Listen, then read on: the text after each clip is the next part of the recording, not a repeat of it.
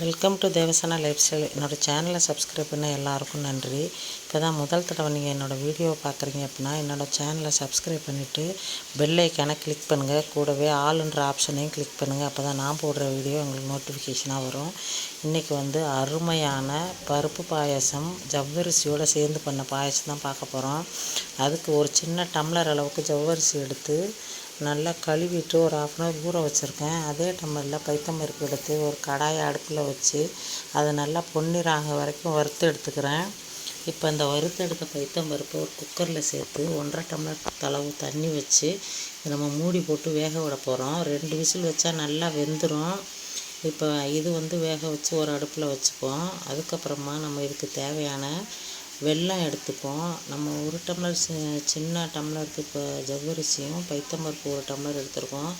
அதுக்கு நான் வந்து ஒரு கண்ணாடி பவுலில் ஃபுல்லாக வந்துட்டு வெல்லத்தை பொடிச்சு வச்சுருக்கேன். அதை இதில் சேர்த்துப்போம். 1.5 கப் அளவுக்கு நான் தண்ணி சேர்த்துட்டு இதை வந்து கம்பி பாகெல்லாம் தேவையில்லை. அந்த வெல்லம் கரையிற வரைக்கும் நம்ம பாகு காய்ச்சிக்க போகிறோம். இது ஒரு அடுப்பில் இருக்கட்டும். இப்போ நம்ம ஊற வச்ச ஜவ்வரிசியை வந்து ஒரு அடுப்பில் வச்சு வேக வச்சுக்கலாம். இது வந்து கண்ணாடி பாகு வர வரைக்கும் நம்ம வேக வைக்கணும். இந்த பைத்தம்பருப்பு பாயசத்தில் வந்துட்டு இந்த ஜவ்வரிசி போட்டு பண்ணும்போது ரொம்ப டேஸ்ட்டாக இருக்கும். இது நல்லா முழிச்சு கண்ணாடி கலரில் இருக்கும். அது பைத்தம்பருப்பு நல்லா கரைஞ்சிருக்கும். நம்ம பார்க்கவே நல்லாயிருக்கும். இப்போ வந்து இந்த பாகு வந்து கரைஞ்சி நல்லா பாகு ரெடி ஆகிடுச்சு. இதை ஒரு ஓரமாக வச்சுருவோம். இப்போ ஜவ்வரிசி வந்து வெந்துட்டுருக்கு. இதுவுமே வந்துட்டு நல்லா வெந்துருச்சு. இந்த பாருங்கள் கண்ணாடி கலர் வந்துருச்சு. இதையும் ஒரு ஓரமாக வச்சிடலாம். இப்போ குக்கர்லேருந்து ரெடியான பைத்தம்பருப்பை நம்ம எடுத்து ஒரு கடாயை வச்சு அடுப்பில் வச்சாச்சு. இதை நல்லா கலந்து விட்டுட்டு நம்ம பாகை வந்து ஒரு வடிகட்டியால் வடிகட்டி இந்த பாகை இதில் சேர்த்துக்க போகிறோம். இதையும் நல்லா கலந்து விட்டுக்கலாம். இப்போ வந்துட்டு நம்ம நம்ம வேக வச்சுருக்கோம்ல ஜவ்வரிசி, அதையும் வந்து இதில் நம்ம சேர்த்துக்கணும். இந்த ஜவ்வரிசியும் பைத்தம்பருப்பும் நம்ம உடம்புக்கு ரொம்ப நல்லதுங்க. இது வந்து நம்ம வெள்ளிக்கிழமை நம்ம வந்துட்டு சாமிக்கு இதை வச்சு படைச்சோம்னா ரொம்ப நல்லது.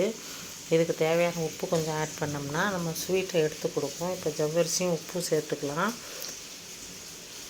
இதை பாருங்கள், இது மொச்சக்கொட்டையாக முழிச்சிருக்கும். ஆனால் வெந்துருக்கு நல்லாவே.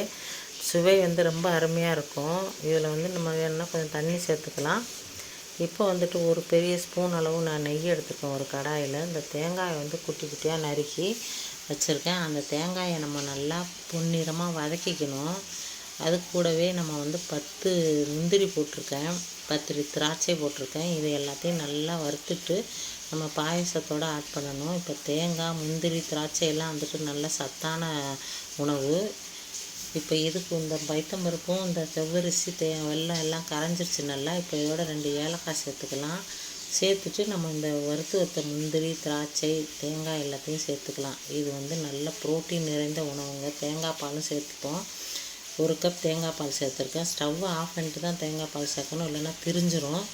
இப்போ சுவையான சத்தான பைத்தம்பருப்பு ஜவ்வரிசி பாயசம் ரெடி ஆகிடுச்சுங்க. நீங்களும் ட்ரை பண்ணி பாருங்கள். இந்த பதிவு உங்களுக்கு பிடிச்சிருந்ததுன்னா லைக் பண்ணுங்கள், கமெண்ட் பண்ணுங்கள், ஷேர் பண்ணுங்கள். என்னோடய சேனலை சப்ஸ்கிரைப் பண்ணுங்கள். ஈவினிங் டைமு வாரத்துக்கு 2 நாள் குழந்தைங்களுக்கு செஞ்சு கொடுங்க. தேங்க்யூ ஃபார் வாட்சிங்.